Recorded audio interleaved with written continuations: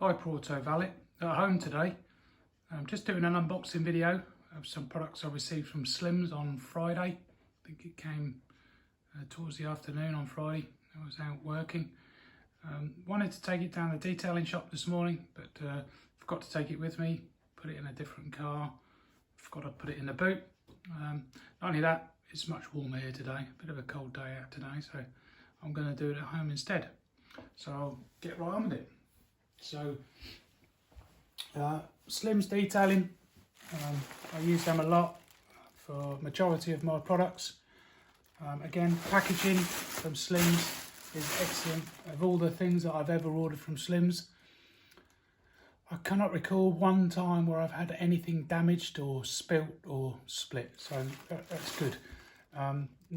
Generally next day delivery as well, so superb. So the first thing out of the box is Valit Pro Bilbrey wheel cleaner. I use this a lot. It's really good. Water dilutable as well, so it goes a long way, but it's really good stuff. So that's the first thing. Not much more to say about that really, to be honest. Does a good job. Next one, another wheel cleaner. This is Malco Break Off. If you can see that box isn't in the way too much. Malco Break Off, again, non-acidic wheel cleaner.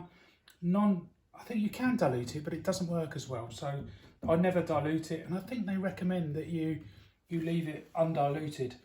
And again, I use this as a really good wheel cleaner for wheels that are far more heavily contaminated than what I feel this can deal with. This might work, but it just takes maybe a lot more applications and a lot more work, and that's just time wasted and potentially product. Whereas this will do it much quicker.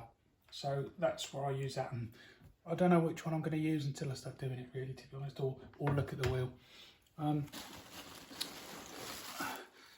Another product from them. I don't really use much wash and wax, but I was talking to the guys there about having it in the arsenal of things to use.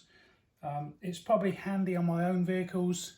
There's maybe some trade vehicles that I do for a few trade customers where a wash and wax might work very well, although quite often I'll use a rinse aid, which I've got one in here and I'll get that in a second. But I just thought I'd give that a go. For what it costs, it's handy to have a litre of it. This is 5 litres. This might be an American gallon, so it's a bit less than that, but it's plenty in there really for what I use and how much you need to do the job. So I'll keep a litre of that in the van, then the rest I'll keep down the detailing shop. So another good product. I'll give that a try.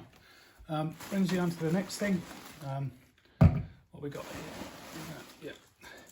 Another product that I use a lot, which is probably why I've not really gone for the wash and wax product, but this is Carpro Hydro 2 Lite. Again, I've mentioned this a few times in some of my videos and my unboxing, something I'll get posted through quite regularly.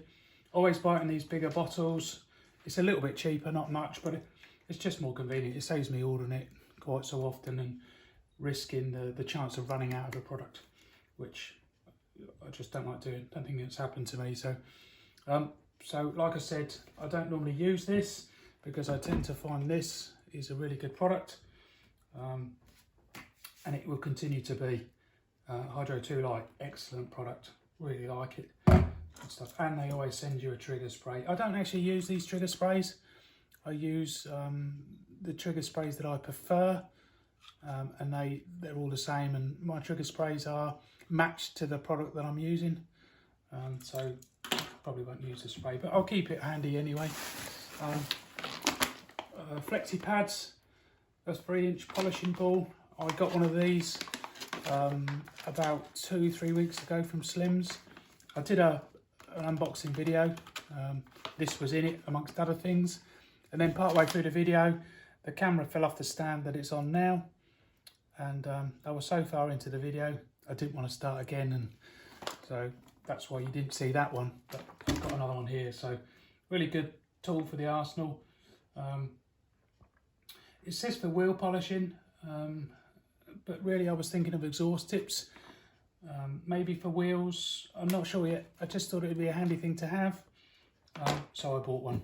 And if it proves a benefit in either of those, wheels or exhaust, then I'll just buy another two, one for the detailing shop, one for the van, and then I'll segregate them so that one's purely for wheels, one's for exhaust tips. Just I like to keep things separate. Oh. Invoice. I won't bother checking that. I know that'll be good, and it will be as the prices are stated. I've got two of these. Stubby Lances. The triggers that I use, or stubby triggers for the pressure washer, the ones that I use generally have a shortened lance on them anyway, with about a 30-degree angle on them.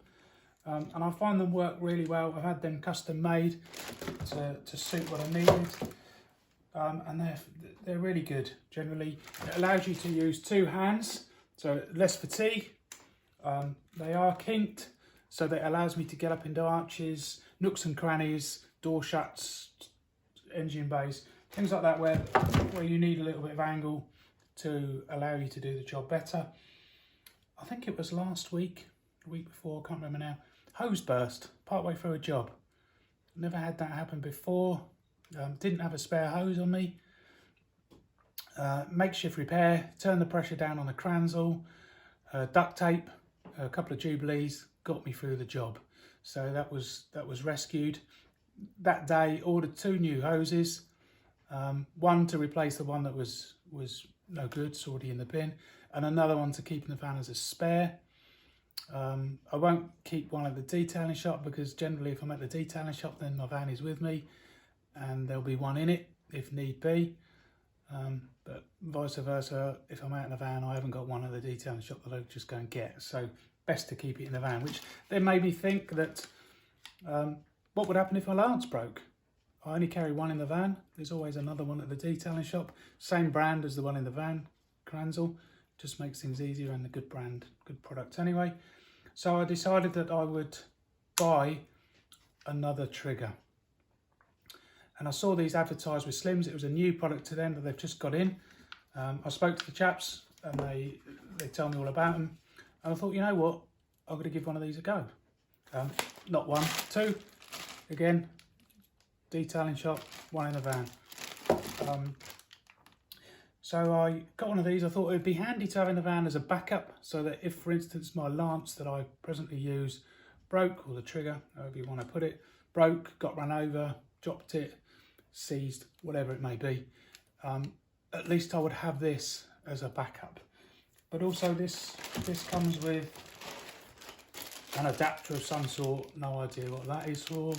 Haven't worked it out yet. I think it's probably an adapter for these. Anyway, comes with three nozzles. I think one's 30 degrees, one's 40 degrees, and one's somewhere in the middle, probably, I don't know. Haven't looked. I did look at the instructions, but can't remember them now. So that could prove handy. Where I'm thinking of these, if I do decide to use this on a daily basis, it will be alongside the standard lance that I use. This might be really handy for wheel arches, so that you can really get up into the lips of the arches, clean out all the muck and debris. My present lance already does that, but this might do it a little bit more efficiently. So we'll see. I've already tested it this morning, that's why the box is already open, just to check that this adapter, because it comes with an adapter for a Karcher. I don't use a Karcher, so this is of no benefit to me, but I just unscrewed it from the end. Hopefully you can see that in my camera work, and I've just tested that this morning, and my hose from Cransel screws straight onto that, so that's good.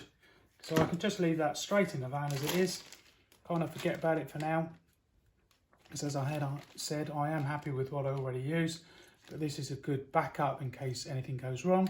But I am going to give it a worldwide buy it and not sort of try it out.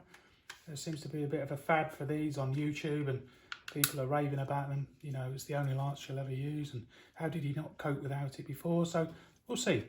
The only thing I think of is when pressure's coming out of it at a sort of 90 psi or more, or, you know, sometimes your arm, once you've been doing it for, you know, an hour, hour and a half, not constantly, but on and off, you know, sometimes that pressure gets quite a bit. So it might be, but we'll see. But I'm going to give it a whirl anyway. So there we go. Carburetor Valit. More videos to come.